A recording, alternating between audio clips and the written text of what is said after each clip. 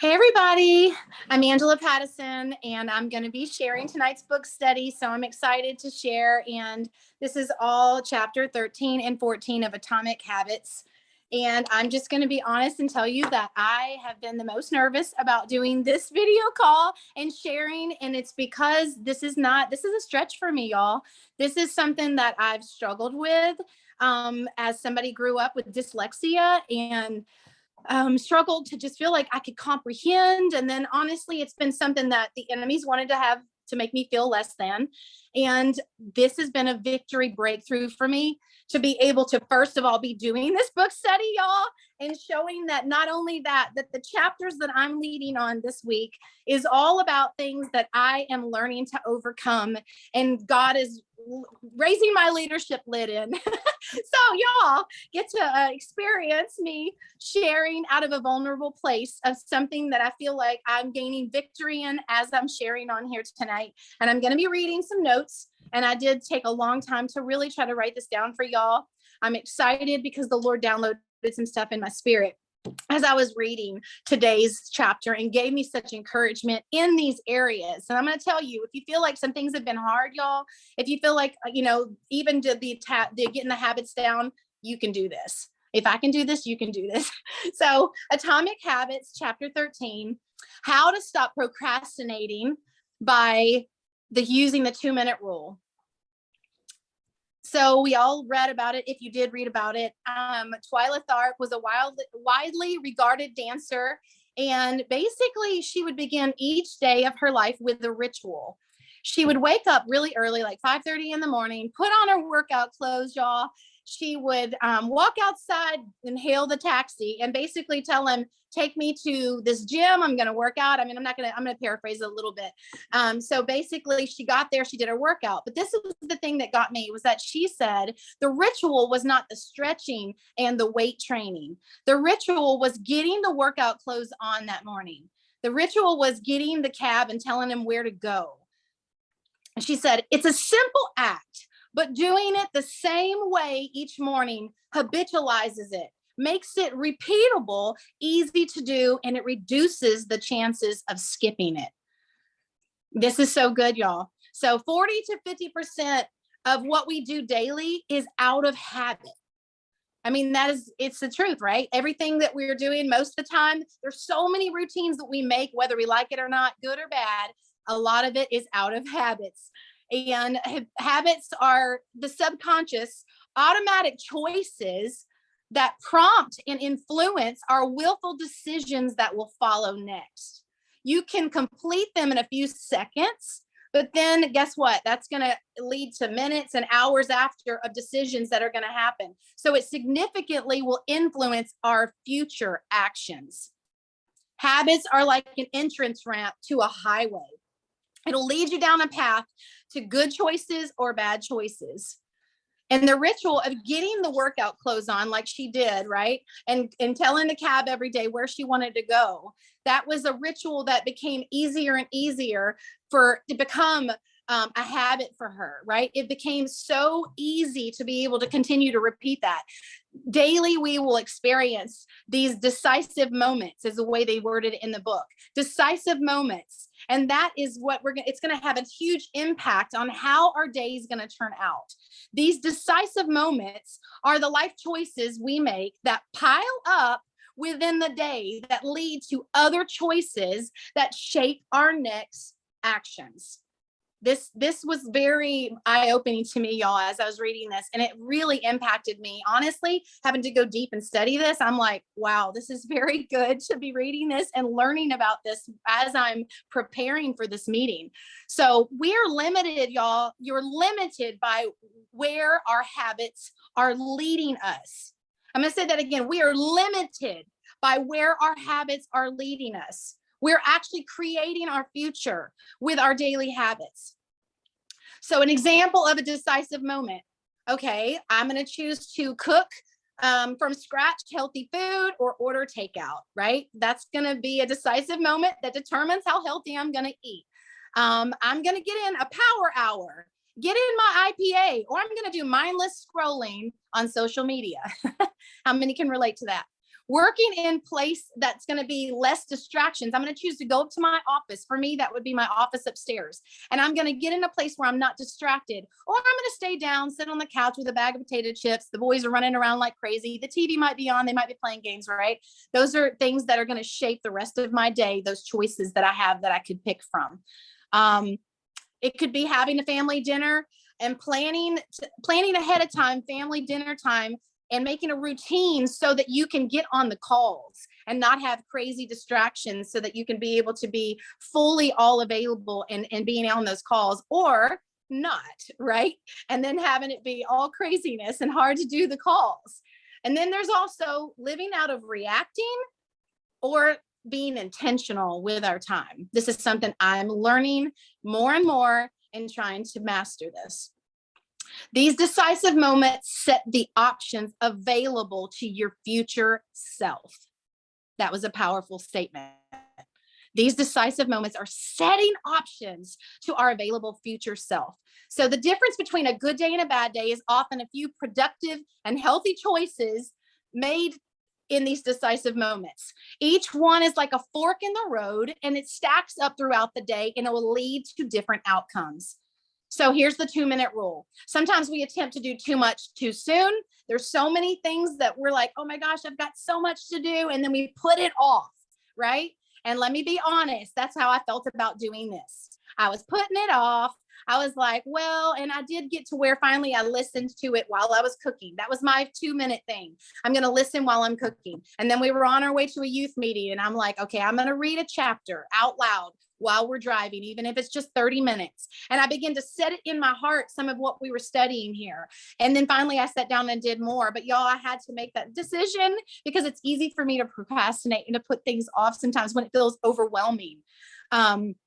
So making a new habit is very easy. Making a new habit is, we should make the new habit very easy, basically by doing this 2 minutes. That's how we can do that.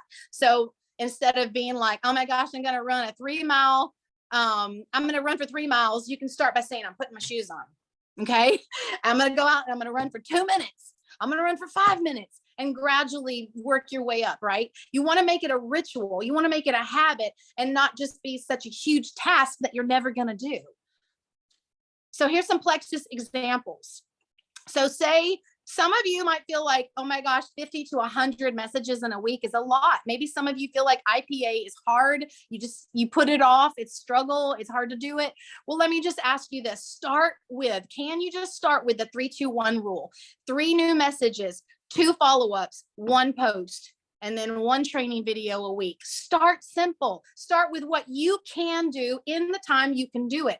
Do the right things in that time, and then you can gradually build up. Here's another example. Being on the book study, like I was talking about. Y'all, I'm telling you, it was hard for me to start doing this. I remember when I first got asked, and I was like, I'm not doing a book study. Oh my gosh, right? And then I was like, okay, I'm going to do the book study. I'd show up. And finally, I started getting the book, y'all. And let me tell you what I did at first. I got the Audible book only. Then I got the book and got it in hand and started challenging myself. I'm going to listen while I'm reading so I can comprehend better, because y'all, it's a struggle for me, but I'm learning that I can overcome this. I'm going to listen. So that way, when I'm listening, I'm comprehending this faster, but also I'm not distracted when I've got my book also. And I started with baby steps, 1 page at a time. And then I gradually built up to more. And here I am leading this book study, y'all. Not something I would have wanted to do, but God is doing stuff through it. So let me go down a little further. What if you want to build business builders? Okay. We all want business builders on our team. So let's start by, what if, like some of you, I know this because I've talked to a lot of people that struggle with this. Casting vision seems super scary, or having that conversation on the phone might seem super scary. I want to challenge you to start by watching a video. Christina and Brittany and Michelle and so many have put amazing training videos, but watch it until it sinks in, until you feel like you got it, you own it. Watch that video, take notes on it, practice it on your, son, recruit him.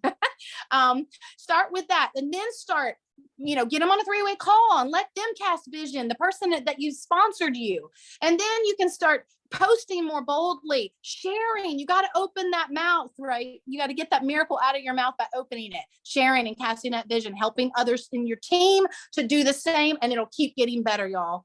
This is the gateway habit formation of reinforcing your identity. This is reinforcing your identity. This is a gateway habit. Okay, then you can pair it with habit shaping, which I'll mention at the end as we get along here. I want to get to this next part. First, it says, first you got to master the beginning steps, then you can move to perfecting and improving it. So y'all getting that? We got to start somewhere. Okay, a little small step is better than doing nothing at all. Once you have started doing the right thing, it is easier to continue a new habit, but it shouldn't feel too challenging. Okay, so some of you, I know this is a struggle. Like I said, it was a struggle for me.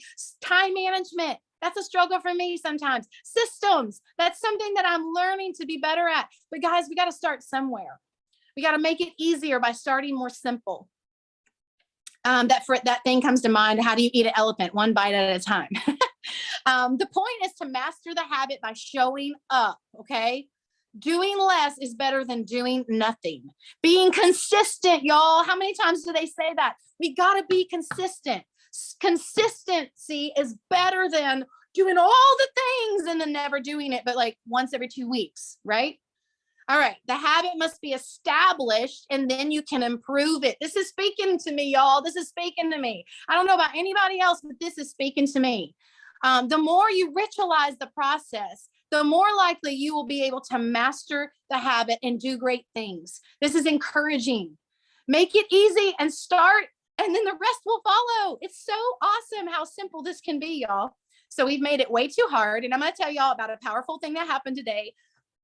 And I hopefully won't cry like I did earlier. Y'all, I was literally boohoo crying because, and it was the Lord, because I started reading this and I'm feeling like an ultimate, I mean, I don't want to say this over myself, but I kind of had the feelings of like, this isn't as good as everybody else's. I don't know how to do the PowerPoint thing. I could have done better, blah, blah, blah. I don't feel like I'm the one to do this. I'm having all these thoughts, right? And then, but I'm like, I'm not saying no. I'm not going to tell her no. I'm going to do it anyway. I'm going to show up and I'm going to do this. Pull up my big girl panties and make this happen. And then y'all, I started reading on page 165. And I'm going to read this because this just blew me away. And the Holy Spirit spoke to me while I was reading this. It says, strategies like this work for another reason too. They reinforce the identity you want to build. If you show up at the gym 5 days in a row, even if it's just for 2 minutes, you are casting votes for your new identity. I started to lose it there. I'm casting votes into my new identity. That's what the Holy Spirit said. You're casting votes into your new identity. And it says here, you're not worried just about the getting in shape. You're focused on becoming the type of person who doesn't want to miss the workouts. You're taking the smallest action that confirms the type person you want to be. And y'all, what happened was the Lord started speaking to me about becoming this great leader. And I was thinking about the first time I watched Brittany on one of these book studies and was like, oh my gosh, I don't know if I could ever do that. I don't know if I could ever be at that place. Have you ever felt that way? I don't know if I can, ever, like these diamond docs you watch. Oh my gosh. Can I be in that place? You know what I mean? And the Lord was assuring me through reading these steps, reading this book week after week, even doing IPA, even showing up for my team, no matter what your points look like, no matter what your rank is, right? Right now, we're doing the steps that are getting us somewhere. And the Lord was saying to me, you're casting votes to your new identity. You're beginning to cast seeds and you're sowing seeds into your future self. And I was just like so excited about what the Lord was showing me that I'm actually becoming a diamond through this. I'm becoming a diamond by doing this book study. I'm becoming a diamond by showing up every day.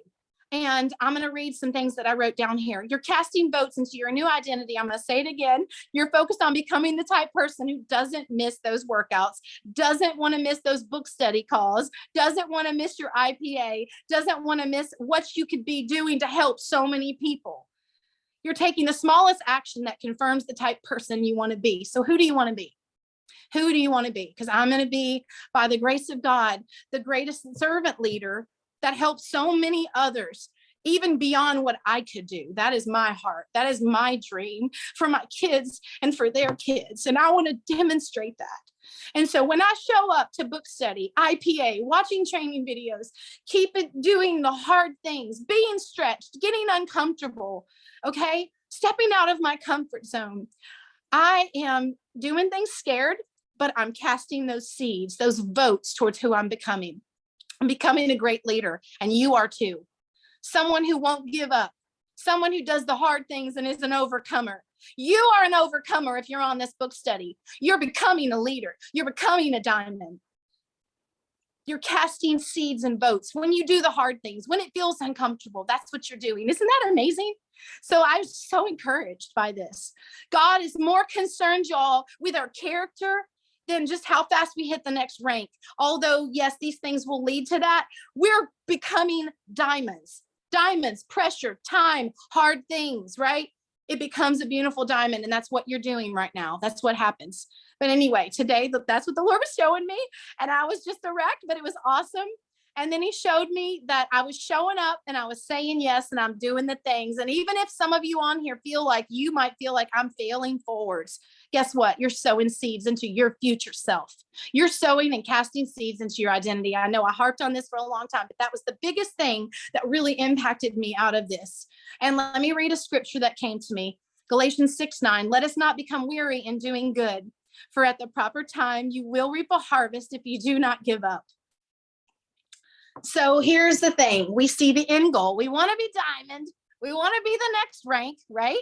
You can see the end goal, but sometimes we don't understand that the small steps, the mundane things day to day, even when the points might not be shifting yet, even when it feels hard or whatever, right? We don't realize that's part of the becoming.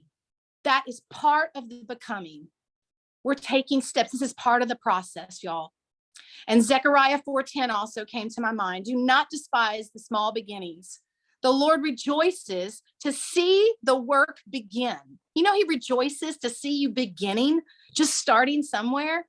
And I just thought that was awesome that the Lord brought that to my mind too. So anyway, I'm going to try to, I don't know where we're at time-wise. Okay. I don't have a whole long time. Habit shaping is the next ending part. I'm going to really fast run through it, but basically an example would be stacking these things that we were talking about, even the 2-minute, and then beginning to shape your habits through that. So I'll give you a quick example, and then I'm going to move on to the next chapter. When I just had my last baby, basically I was out of shape, couldn't hardly walk, couldn't hardly stand. And I began to just start by squatting in between nursing. I'd do some squats while I was on the couch. And then I would get up and maybe just march in place. Next thing I did 3 to 5 minute walking, went to running, went to sprinting, went to doing full blown workouts with weights again. Okay. That's a natural example. An IPA example, a system example I'm going to tell you is getting on dough. So what I did was, and this is real life, y'all, I struggle with systems. And what I did was I got an iPhone just for this business. I downloaded Dough app. That was my 2-minute starting step, right? I have not implemented Dough yet, but what I did was I scheduled with Deirdre, and we're actually going to get on tomorrow. I had this thought come to my mind while I'm doing this book study. How about we do a Dough power hour, and we're going to get on, and I want you to show me some things of how to get started on this. I'm going to start with baby steps, and then I'm going to take 2 minutes each time and work on gradually implementing the systems. And so that is how I'm beginning to shape and become better in this area that I've struggled in. And gosh, I don't think I have much time. What do you think about chapter 14? You want me to run through it real quick? Yeah, just run through it real quick. This has been fire. How to make good habits inevitable and bad habits impossible. So Victor Hugo, obviously faced with a deadline, he was writing the book, he was challenged, he did a crazy thing and basically said, take all my clothes and hide them. Can you imagine? Take all my clothes and put them away, because I'm going to sit in this room here and I'm going to write this book, and I ain't coming out until I do it, right? Paraphrasing big time, but y'all, this is what happened. And he wrote the book, The Hunchback of Notre Dame. And basically, obviously, we all know that was a success. So the point was, he made it impossible to keep being distracted because he kept on procrastinating before that. So he made it impossible. And then I'm going to scroll down here. Success is not always making the good habits easy, but it's about making the bad habits hard. One way of doing this is commitment device. A commitment device is the choice you make in the present that will control your actions for the future. It is a way to lock in future behaviors, binding the good habits and restricting the bad ones. So it'll allow you to leverage good intentions before you fall into the temptations. It helps you basically to do right and basically lessening the distraction of the temptations. The key is to change the activity so that it requires more effort to get out of the good habit than starting it. Does that make sense to y'all? So it's going to be harder to get out of doing what's right than it is to start it. So it's going to be easier to start it. So if you want to start doing better with IPA, I'm going to give you all a few examples. Reaching out or training video. So if you want to start doing better with your IPA, reaching out in training videos, get on the accountability calls if you're able to. That is number one way you can do this.